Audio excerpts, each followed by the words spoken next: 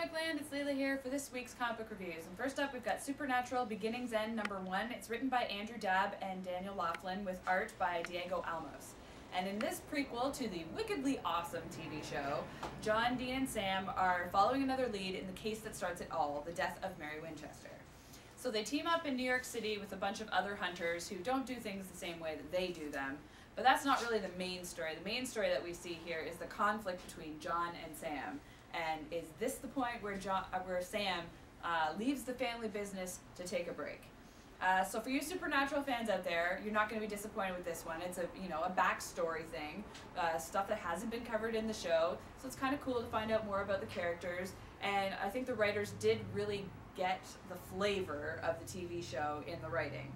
However, even though the art is really well done, it's not really realistic to what the actors look like. So for fans, if that was really important to you, then you might be a little disappointed there. But I would still pick it up because it's a really well done book. The art is good, the story is good, and you will enjoy it. For you non-Supernatural fans, not sure if there's too much there for you to enjoy. It's a little slow to build as far as that's concerned. But if you are a fan of the show, it's definitely one that you have to pick up. Next up, we've got Joe the Barbarian #1. This is written by Grant Morrison with art by Sean Murphy.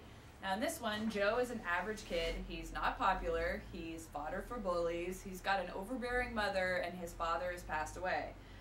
But something extraordinary may be happening to him. But is it real or is Joe just crazy? And as the reader, you just don't know. You don't know after #1.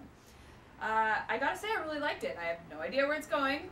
It could go in a familiar direction from another story that I know, but hoping not. Grant Morrison is generally a writer that I enjoy, so I'm hoping that this is going to turn out really good.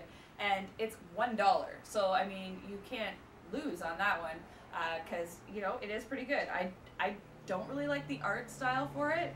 It's okay. Not something that I'm really into, but the story was very interesting, and that was enough to keep me going. So definitely go and grab this one. It was a good read. And last, and maybe least, we've got Avengers vs. Atlas #1 of 4, written by Jeff Parker with art by Gabriel Hardman. And in this one, Atlas reveals to the Avengers that they were undercover this whole time trying to sting Norman Osborn. So they try and make nice and work together with the Avengers on solving a problem, which is a dangerous time phenomenon that's going to change the course of one of the teams forever. So this was okay. I mean, it's kind of a lame concept to get to the big payoff that they're obviously trying to build to on the last page.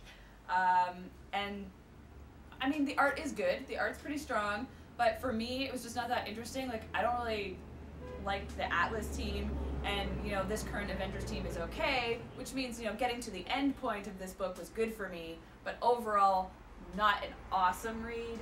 But if you're a fan of the Avengers and Atlas, you're probably going to pick it up.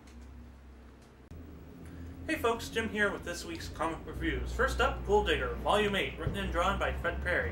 And in this volume, which collects issues 47 through 51 of Gold Digger, a very pregnant Brittany must babysit 100 children, and the kids start a sibling war to rival D-Day. Well, Gina encounters two of her deadliest foes. This particular volume was actually really hilarious. When you have 100 alien kids to babysit, you just know trouble's got to start, and it does, unlike anything you've ever seen before. So yeah, it's pretty funny. It's really good series, well written, well drawn.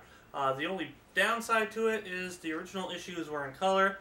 The collection is in black and white, so it kind of loses its flair. But other than that, it's not a bad book. You should try it out if you haven't. Next up, Bumblebee #2, written by Xander Cannon with art, or what we might try and call art, by Chi. In this one, Bumblebee takes responsibilities for his failures as interim leader and begins to take steps to correct his mistakes, but not everything works to his advantage. Just as art doesn't work to Chi's advantage. I hated this book. I really hate this book. Story-wise, it's okay, but please find a better artist. Please, IDW, I beg you, find a better artist. Even Uru is better than Chi. I mean it. It's terrible art. It's just terrible. He's trying to meld aesthetics with painting with Transformers. It just doesn't work, and it really suffers for it. other than that, story-wise, it's great. It's okay. But I can't stand looking at the art. It's as bad as Transformers art in the 80s was, and that's not good at all. And last but not least, Gold Digger number 113, written and drawn by Fred Perry.